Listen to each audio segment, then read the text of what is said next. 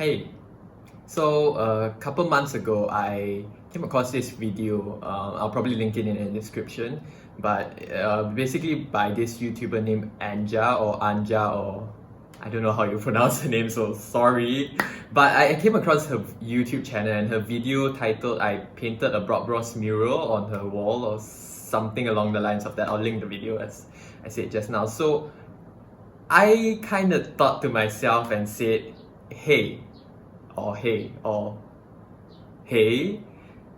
I could maybe try to do something like that. So here's how I painted a Bob Ross painting on my wall with zero painting knowledge.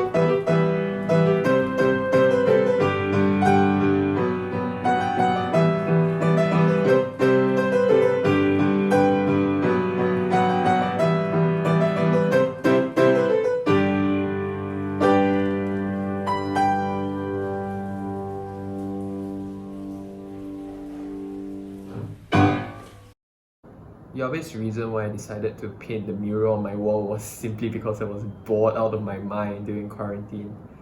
But mostly I think I wanted to challenge myself, to try something I haven't done before, to put some effort and thought into something that I wanted to create something that was different, something creative, something interesting, and most of all, something beautiful. I consider myself as to having little to none artistic talent, but I would give myself this. I do consider myself to be quite creative, but for the most part, especially looking back at my journey of how I painted the wall, it was definitely tough at some points. It really took endurance and to having to sit through quite repetitive and boring processes. But I would say it's totally doable for the average person. So I guess the main point of this video is to chronicle how one may paint a wall or paint a mural on their wall. And obviously, another purpose would be to kind of show off my wall. Yeah. Okay, so for objects used, let's start with the paints. Firstly, I used wall paint, which I got this shade of white and blue from this random hardware store in Puchong. Secondly, I used acrylic paint, which I got from Art Friend. The shades I used were titanium white, hookah's green, cadmium yellow hue, black, crimson, burnt umber, and corullium hue. For equipment used, I used a paint tray, paint rollers that I cannot find to show on the video now, big brushes from Ace Hardware, smaller brushes also from Art Friend, assorted knives, and finally paint thinner to make cleaning the brushes so much easier. So in total, for all the objects that I used, it cost me around 300 ringgit. I'd say it's worth it. I mean, it's certainly cheaper than your average hypebeast clothing. So the question you may be asking right now is, hey Joshua, were you next to the piano and you're supposed to be painting? Well, I'm going to split myself into three. So present Joshua is going to play the piano, which will become the background music. Joshua from 2 months ago is going to be painting the wall, and future Joshua is going to be doing the voiceover. So here goes.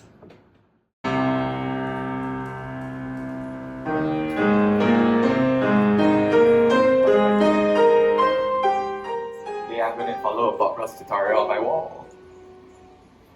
Do I have any artistic talent at all? No. Is this going to work?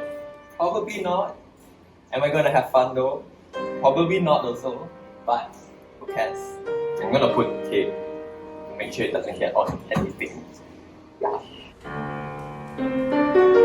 So here I start painting the background, or the sky if you want to call it that.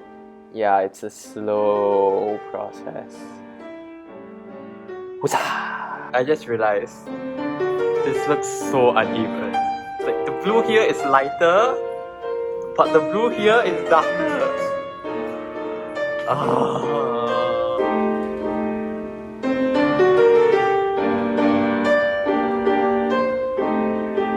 So now I start painting the sea, which is this dark, deep blue color.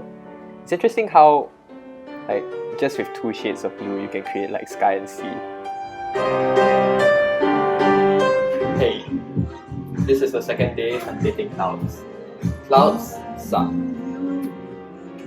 This is a weird angle, I know, but you gotta do what you gotta do. Okay, so Joshua from 2 months ago didn't record himself painting the clouds. So basically the explanation of the clouds is that they are really hard to do and it's just putting some white acrylic paint on there and trying to make it blend well. Yeah, and then kind of like imitating like clouds in real life, you know. Tip: don't do the beat the devil out of the brush trick that Bob Ross teaches. Unless, you know, you have covering. So Joshua didn't record himself painting the mountain again. Why am I referring to myself in the third person? Anyways, basically what I did 2 months ago was I kind of like outlined in black the mountain. And then now what I'm doing here is I'm using the knife to like kind of overlay the snow and make it look like legit snow.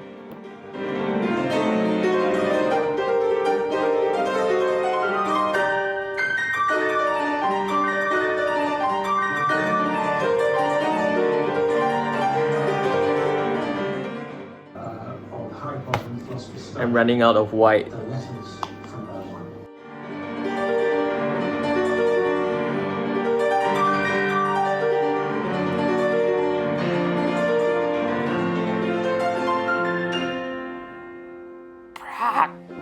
I'm gonna redo the mountain.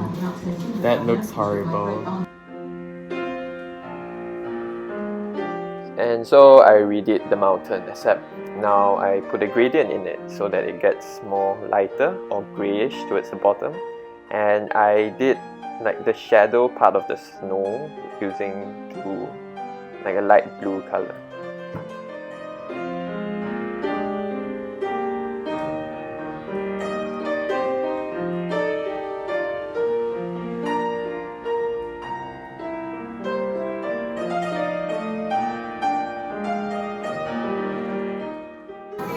I'm doing the front trees now. So what I'm doing here is I'm like reflecting the green over to imitate water. And after that, I added this like light green, reddish and like yellowish accents to the bushes, which actually turned out really ugly.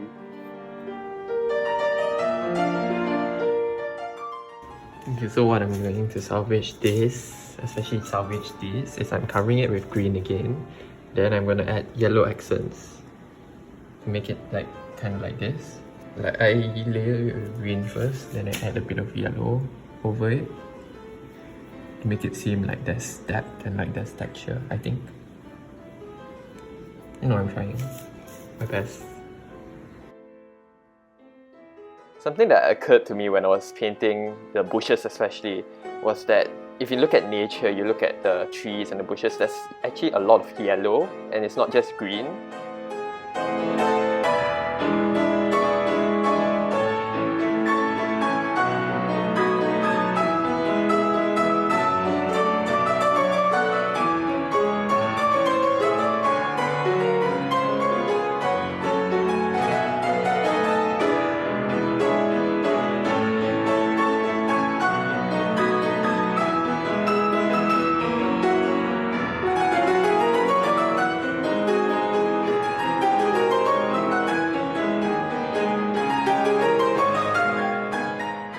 Trust me when I say this, like getting the gradients right and how like the, you know, the blending between yellow and green, it's like so hard because like, especially you see here I'm doing like the reflection over the water, so it has to kind of, you know, look more watery, like, if that even makes any sense.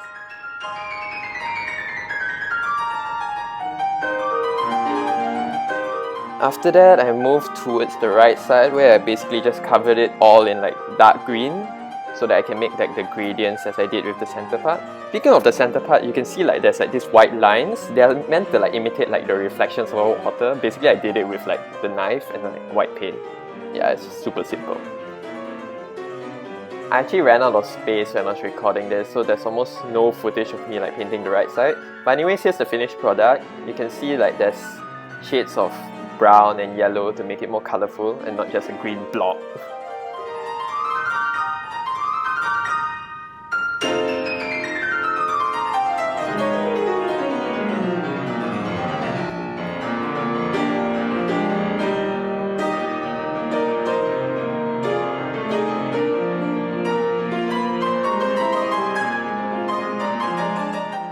I've learned from making these happy little trees is that you kind of want to make them not geometrical, as in like each branch has to be kind of succinct, but then basically what I did was I used the big brush to kind of outline a bit, and then I used the smaller brushes to make the leaves droopy.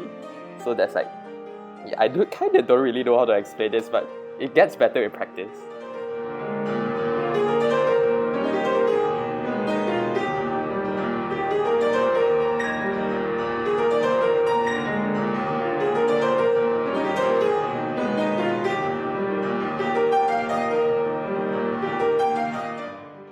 So I'm getting better at doing these trees. Like, you know, these look like actual legit trees, like pine trees.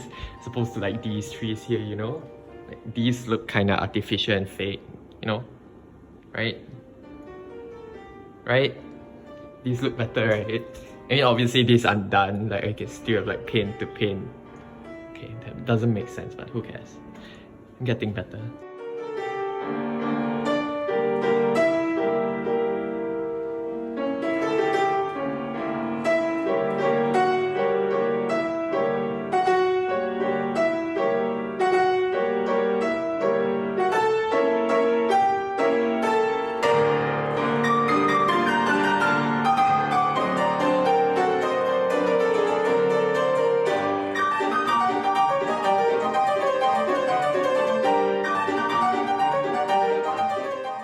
Okay, I'm gonna voice over here simply because my Chopin coda sounds horrendous, yeah. Did you know that Chopin is actually pronounced Chopin? Like, I used to call it chopping, or like Chopin, or like, you know, but the actual pronunciation is actually Chopin in French. Wow. Okay, I'm gonna voice over more because it still sounds horrible. Okay, so the date is 6th July. It's been more than 1 month since I first started painting. I am determined to finish it today, or maybe at least tomorrow. Yeah, I just need to finish up this part and this part, then I'm done. Wish me luck.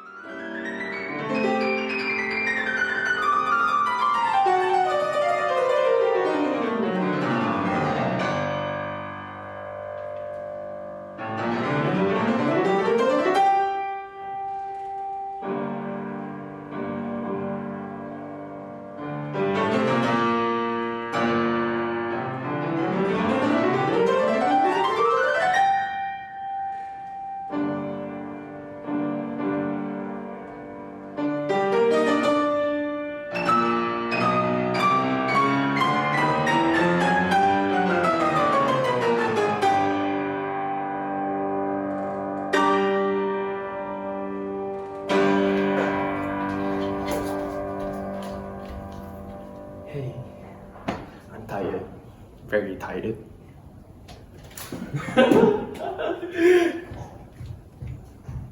It's been 3 months since I started painting this, and I am tired.